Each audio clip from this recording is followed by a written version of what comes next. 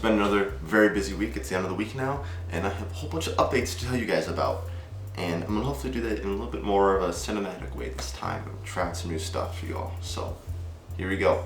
Recap for what happened this week. First, my small update. I'm gonna be getting some accounting help from one of my friends. I talked about this week about getting all my receipts done, spreadsheets starting to be made, and checking over my profitability on all of my different products. So having someone who's actually learning that, I get to bring on someone who actually needs to learn how to do accounting in the real world, and also I get someone to help me do my accounting and double check what I do. So I have that set up. This week, I also got one of the last documents, actually the last document required for me to turn into New York State for them to have all my information for my business to be legal. That being an LLC/LLP request for information, which I must return in 15 days within getting. So just a warning to anyone who forms their own LLC, they're gonna have to fill that out within 15 days of getting it. So you gotta keep an eye on your mail. I also requested to have my LLC notice published in the Niagara Gazette and the Jewish Press. During this upcoming week, I'll get information back about what they need for me to actually publish my LLC notice in the newspapers, and then I'll be able to do that. I was told by the group that I was working with at Buff State, the Small Business Development Center, and the law group that they had me go with, and they said those are the cheapest options you're gonna have for your county. So that's what I went with, and it seems like they're gonna get back to me pretty soon, and then I'll have all my LLC requirements out of the way. So that'll be my tax form is the last thing I need to do, and then I have my LLC publication notice. It needs to be done within, I believe it's 120 days. Like, it might be more within actually forming an LLC. So we're gonna be golden, and Seven Castle Cider LLC is gonna be completely compliant. Okay, so my next steps. I need to get insurance for my company.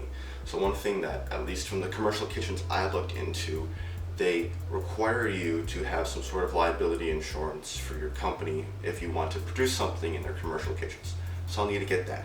I'll also need to get a business bank account because it's important to keep your personal finances and your business finances separate. So obviously I'm gonna have some accounting help to keep me honest with my work and keeping those separate from each other, and also, you know, counting profitability and all those sorts of business money things. And from there, I also need to get, I think, C20, something with 20, like production license, so food production license. So I'll be able to then actually make the cider.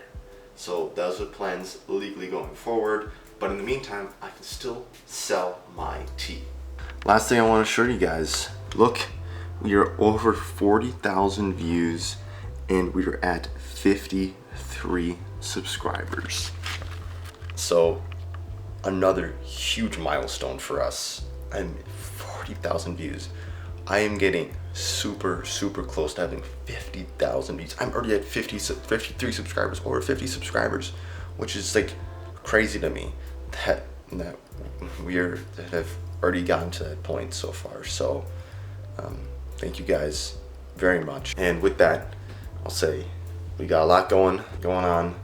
A lot of good stuff happening ahead of us. Hopefully, my plan by the end of August is to have the other 3 tea flavors out with the sampler box as well, and then also all the relaxation kits with refills for those relaxation kits, so like the incense and bath bombs. A lot going on. School's starting up too, so we'll see how everything balances out. But thank you guys for watching this week's video. I will see you next week.